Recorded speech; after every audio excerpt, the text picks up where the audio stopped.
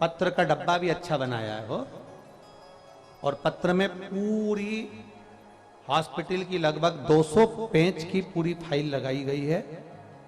जहां वो रहते हैं वहां से लेकर पूरे दिल्ली के हॉस्पिटल तक की फाइल है।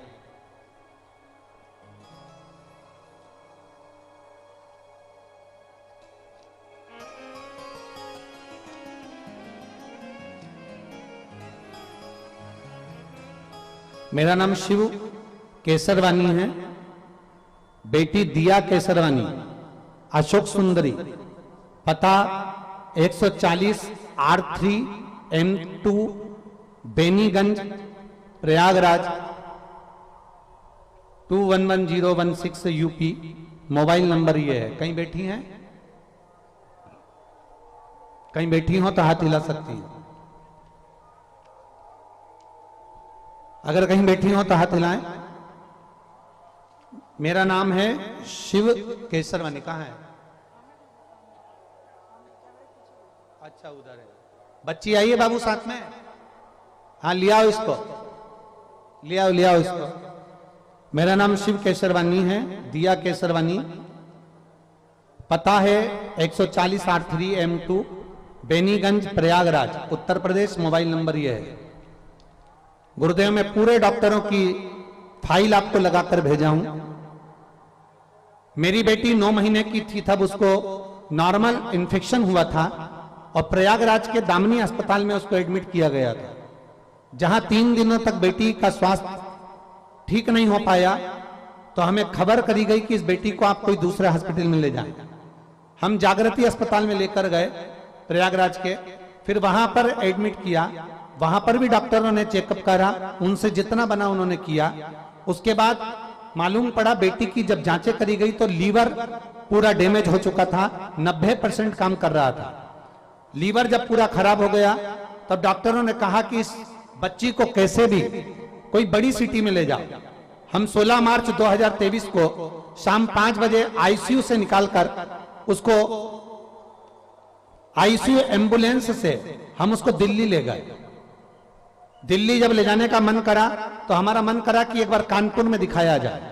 हम कानपुर में बच्ची को दिखाने के लिए गए। वहां पर बच्ची की तबीयत और ज्यादा खराब हो गई। तबीयत खराब होने के बाद हम उसको यहाँ के एशियन हॉस्पिटल से निकालकर फरीदाबाद ले गए।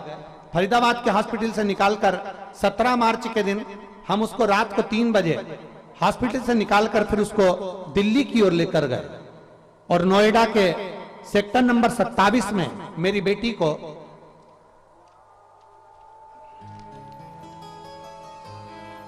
एडमिट किया गया।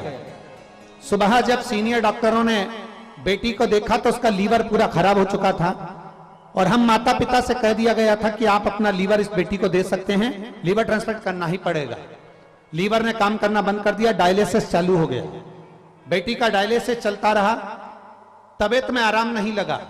बेटी कोमा में चली गई और आईसीयू में पड़ी रही। बच्ची को 3 दिन कोमा में रखा, इसका होश नहीं आया। हम लोगों ने अपना लीवर देने की तैयारी कर दी, पर मालूम पड़ा कि आपकी कथा नोएडा में चल रही है।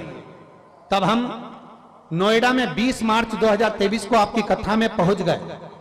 बेटी अंतिम सांसें गिन रही थी, हॉस्पिटल में पड़ी थी, उसका लीवर ट्रांसप्लांट होना था और हम नोएडा की कथा में घर का एक व्यक्ति जाकर आपसे बेलपत्री की गुहार करी, पर गुरुदेव भीड़ इतनी थी कि आपकी बेलपत्र नहीं मिल पाई।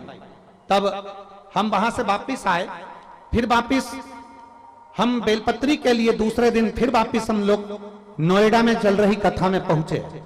वहां पर आशीष भैया मिले। आशीष भैया से हमने कहा कि हमको व्यासपीठ की एक बेलपत्र दे दो आशीष भैया। आशीष भैया ने व्यासपीठ की बेलपत्र उतार कर हमको दे दी। हम उस समय रो रहे थे, हमारी बेटी अंतिम सांसें गिन रही थी, उसका लीवर ट्रांसप्लांट होना था, उसका डायलिसिस चालू हो चुका था। अब हम करते क्या? आशीष भैया ने कहा बस इस बेलपत्र को ले जाओ, बाबा के भरोसे जाओ, श्री शिवाय नमस्तुभ्यम कहकर बेलपत्री को उसके पलंग के पास रख देना। हमने बेलपत्र को उसके पलंग के पास रखा। डॉक्टरों ने मना किया, फिर भी हमने उसको प्रणाम करके डॉक्टर को कहा कि इस बेलपत्र को रख दो। डॉक्टर के हिसाब से बेलपत्र रखी।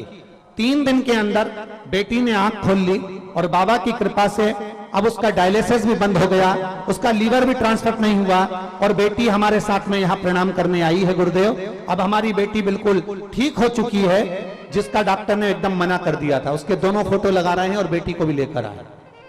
ये 2 फोटो हैं। बेटी एक वेंटिलेटर पे पड़ी है, आप लोग उसको एलईडी पर देख रहे होंगे। जो बेटी वेंटिलेटर पर पड़ी है वो, और जब बेटी ठीक हो गई उसका भी फोटो लगाया है, जो बेटी यहां पर अभी मंच पर व्यासपीठ पर आएगी।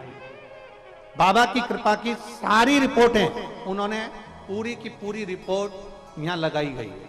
200 पेज की रिपोर्ट है जो लगाई है। शिव के भरोसे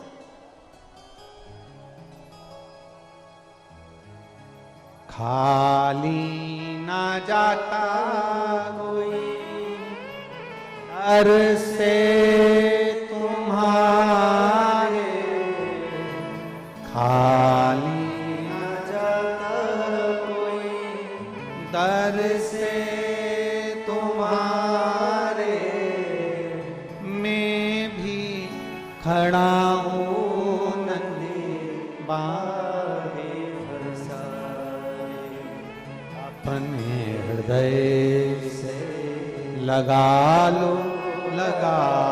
लो गिरी जा रही हूँ, उठा लो।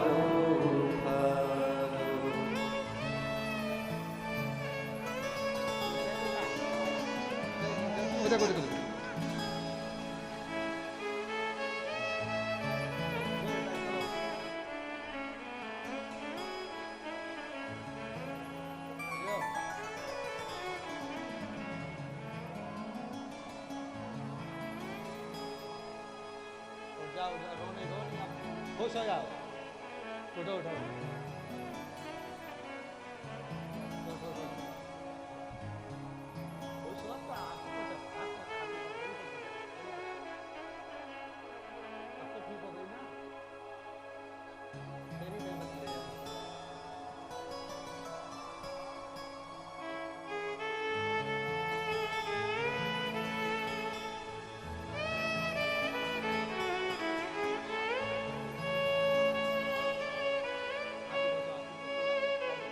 जाना चाहिए, यहां से जाओ ना एकदम खुश। बाबा ने अच्छा कर दिया ना, संभल संभल।